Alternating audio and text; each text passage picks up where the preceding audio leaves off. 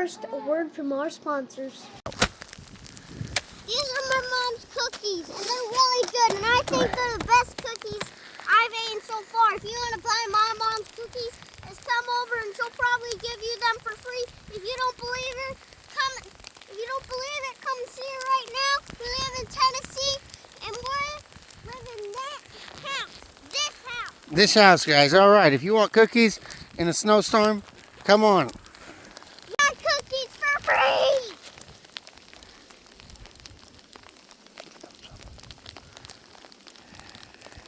Be careful, make a fire, it's very dangerous, and get food. Make a shelter, and survive! Alright guys, the first thing you need to do, make a fire, but I don't know how to do that.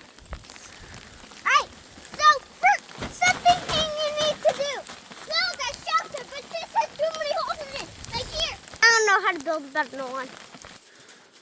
Hey Dad, so first thing you need to do is you need to ask your dad for help if you don't know. So, Dad, you want a cookie? Sure, I'll have a cookie. So, is that how you survive in the snow? Just ask Dad to help? Alright,